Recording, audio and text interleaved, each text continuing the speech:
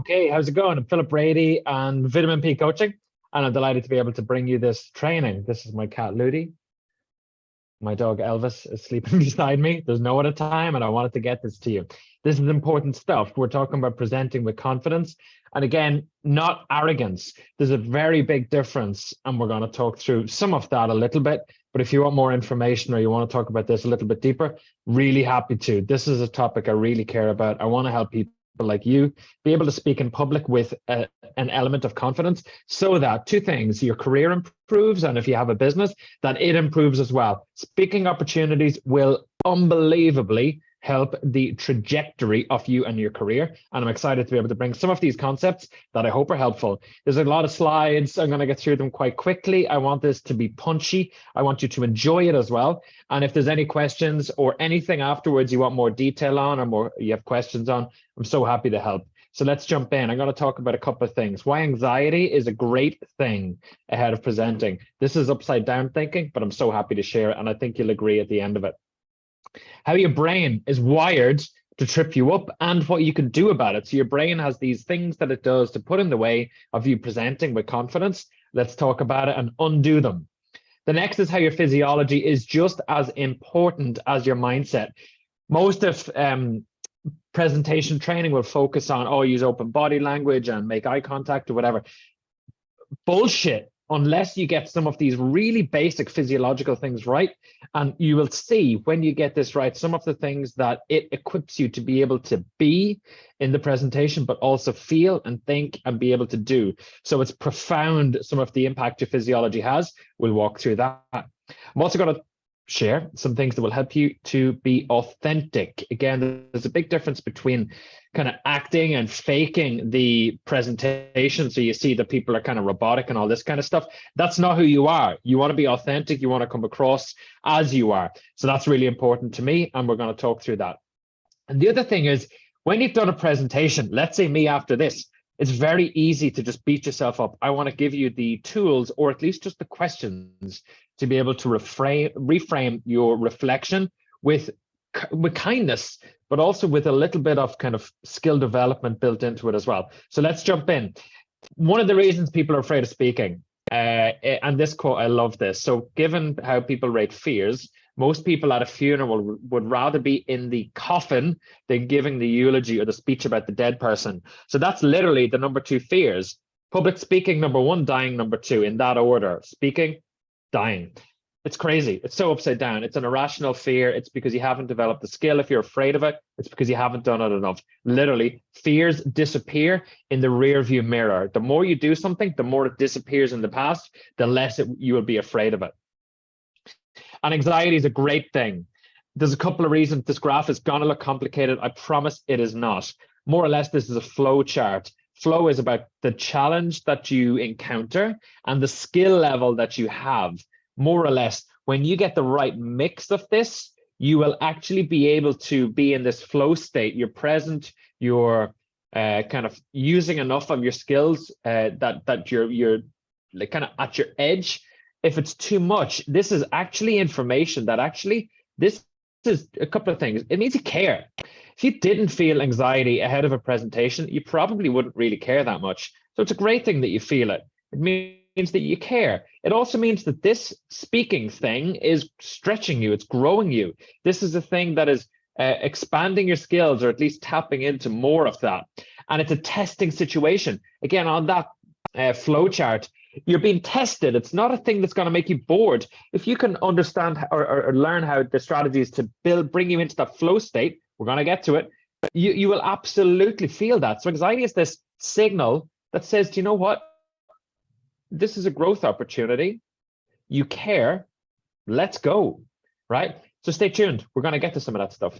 But here's some things and myths on how your brain trips you up around public speaking. Number one, anxiety will increase over time. This is a myth. Anxiety actually decreases over time. Once you sit with that initial set of anxiety and that kind of feeling at the start of a presentation, you will notice after roughly 2 to 3 minutes, your anxiety will settle. I'll show you a thing that you can do ahead of time and during, so that it actually reduces itself a little bit quicker. But more or less, lean into anxiety. It is a signal you care and you're growing. Please lean into it. Number 2, anxiety is dangerous. Myth. Anxiety is an emotional feeling that comes up, and it's a teacher. It's a lesson to say, increase performance. Let's go. I need to be prepared for this. And there's a potential threat. It's not really a threat. It's because you're afraid of being judged.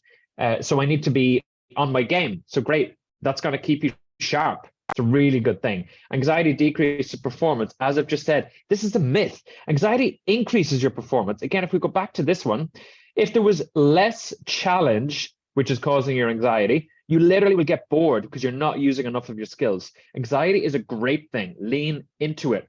Next, if people see my nerves, they'll judge me. Wrong.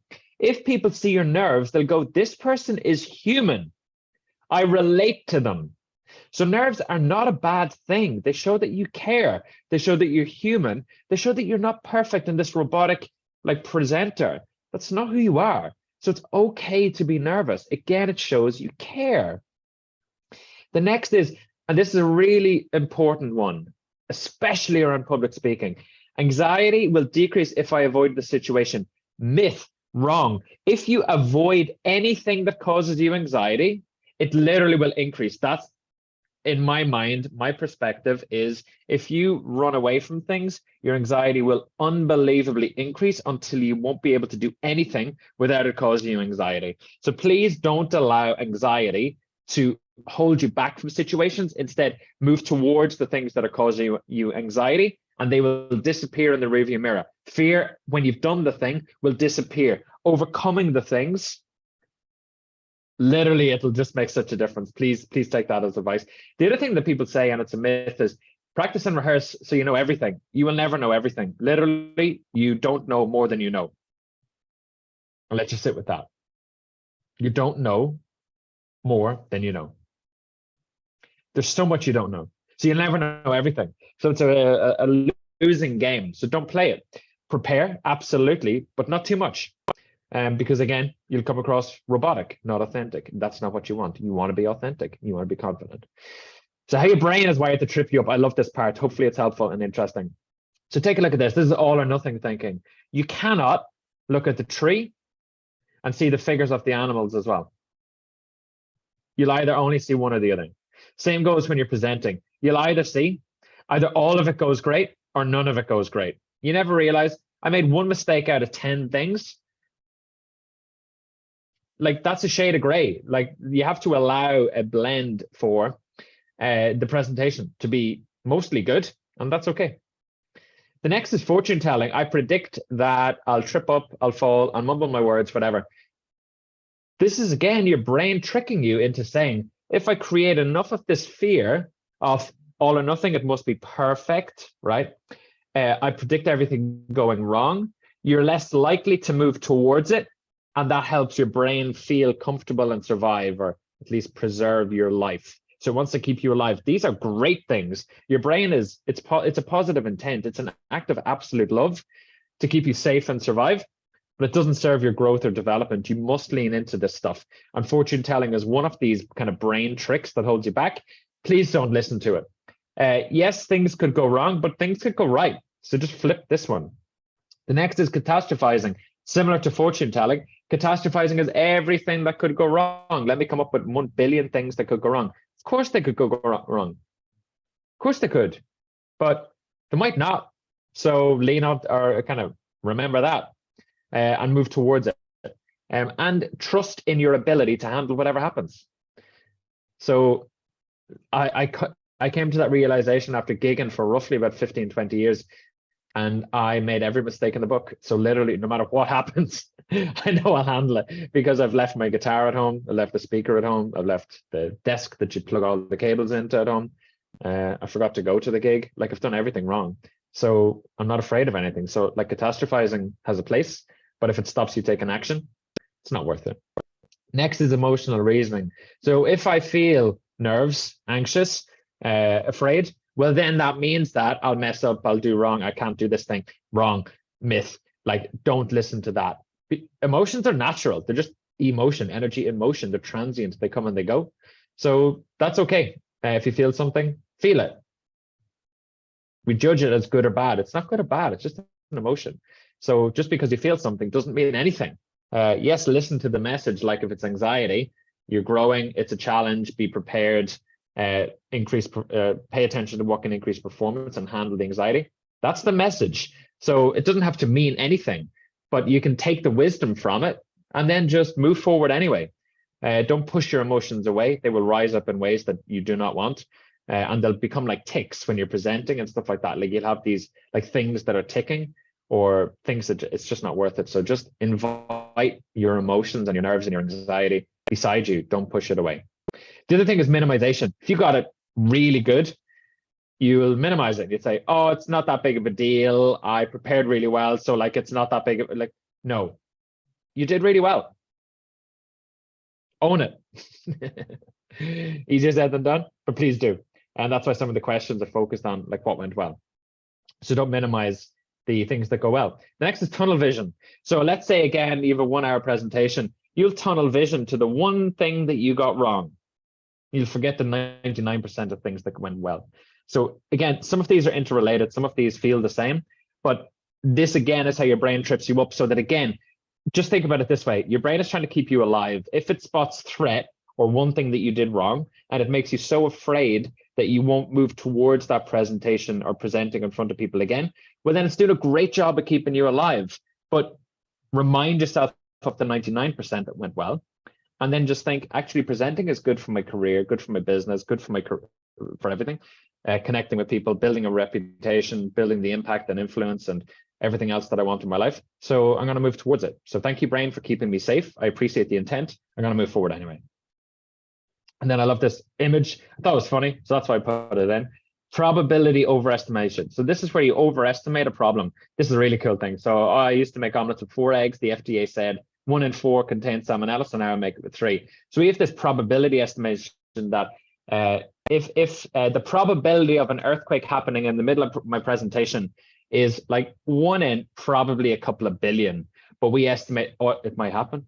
Again, if we go back to catastrophizing, the likelihood of some of these things happen, we overestimate the probability. Absolutely won't happen. If it does, you can handle it.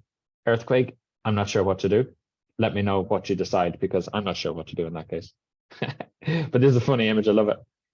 And now physiology. This, I think, is your secret weapon. This is why I call it vitamin P. Vitamin P is for physiology. Understanding your physiology is so important, as you will see from this next image. More or less, most training will talk about the results. I want to present with confidence and do it authentically. We'll tell you to use open body language, stand like this. We'll tell you to open your chest and do power postures or whatever. We don't talk about any of the other stuff below the surface that you can't see, right? Like how you think. We've talked about some of the myths that get in the way of that positive thinking. We don't talk about how you feel, the emotions. Again, that's why I tried to bring some of that in. So the anxiety or any of those kind of things. But that's why physiology is so important. So again, we start at the top. You want to present with confidence and authentically. To do that, you must have open body language. You open your chest, power posture, whatever. Thinking good, connecting with the audience, thinking that it'll go well, thinking whatever. Or when this goes wrong is catastrophizing, fortune telling, the bad things, all that kind of stuff. So being aware of these things that go under the water. Nobody can see this part, but it's so profound and impacts your behavior and impacts the results that you get. So thinking is important. Feelings are just the labels. The label of nerves versus excitement is the same emotion. Emotion is the signal from your body, but the label is different. So you can experience excitement at the same thing that somebody else feels nerves. Literally, the only difference is the label that you give it, the feeling label that you give it.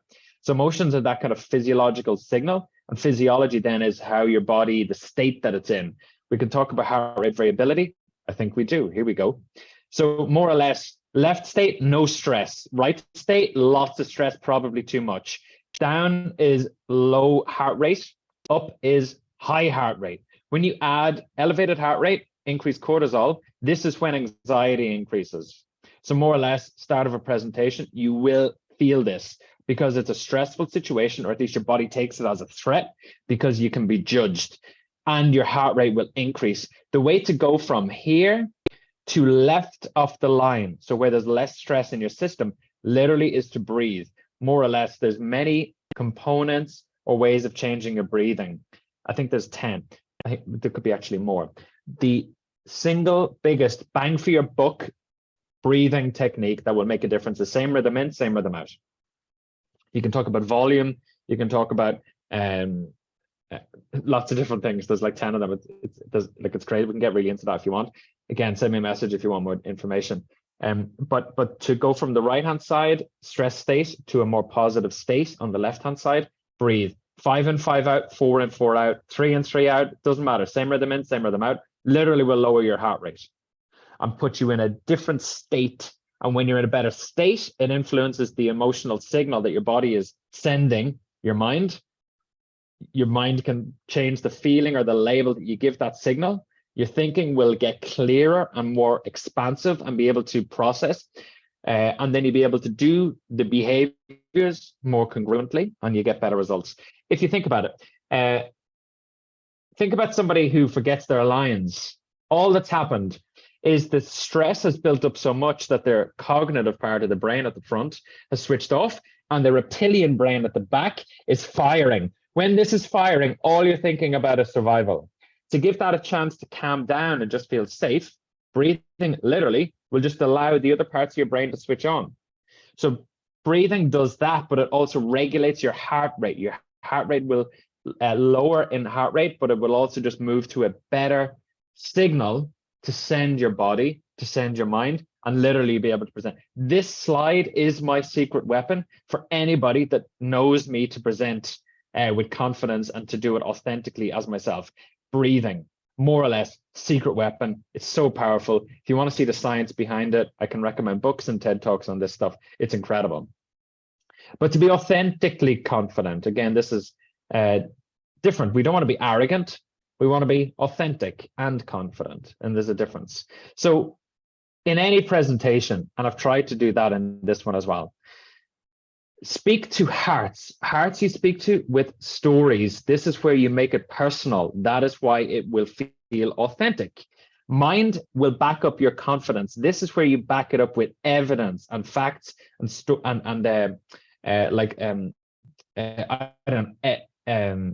research. Lots of stuff will evidence and speak to people's minds. When you back that up and pair it with stories, you have such a powerful combination. But for you, it will also allow you to be authentic, tell your story, and back it up with confidence. So it's a really simple hack, but it's so powerful.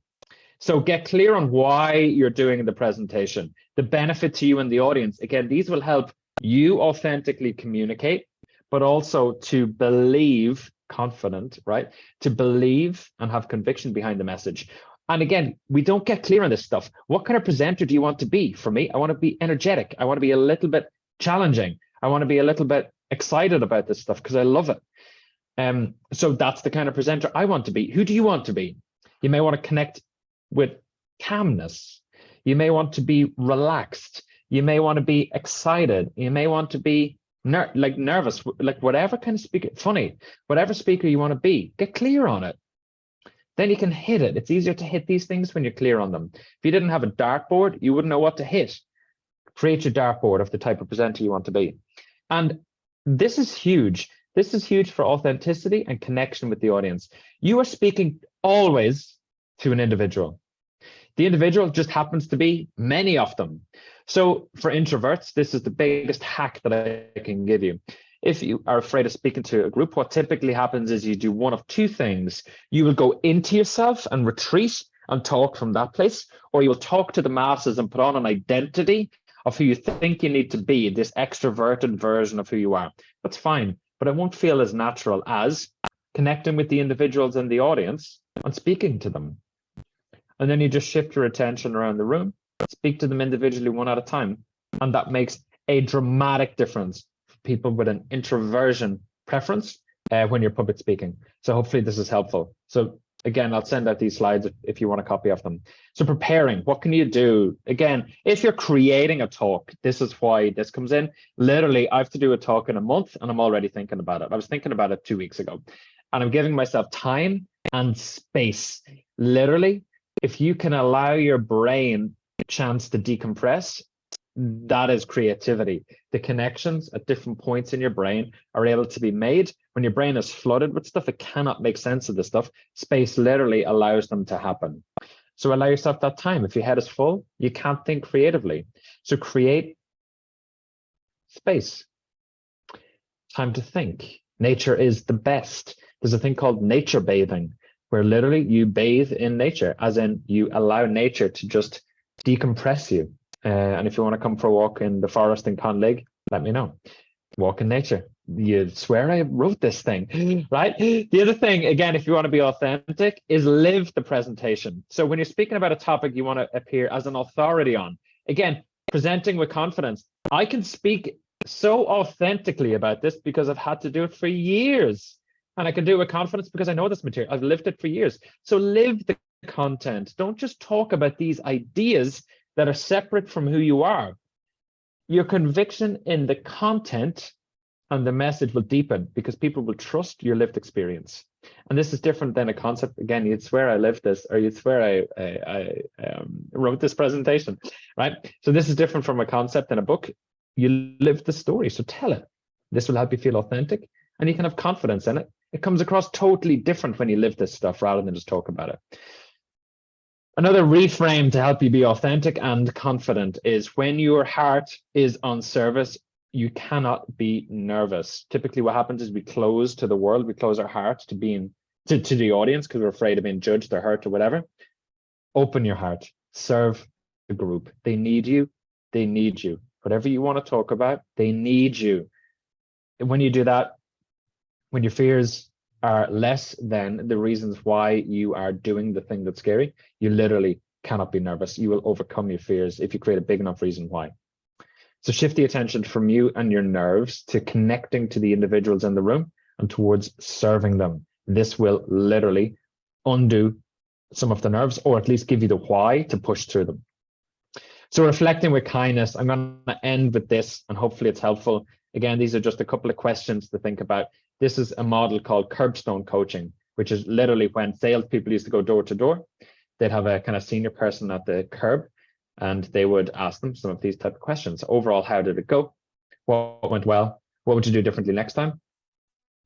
And these are just some added ones. What was great about getting to do it? You got to do a presentation. What was great about that? And then looking back, having done the presentation, what are you proud of? And allow time for those questions. So powerful. So what now? Go do more presentations. Reflect with kindness. Lean into the anxiety. Present with authentic confidence. Onwards. Vitamin P coaching, hopefully helpful. Thank you for taking time to watch this. I hope it was insightful, interesting, and taught you some new things that you can use in your next presentation.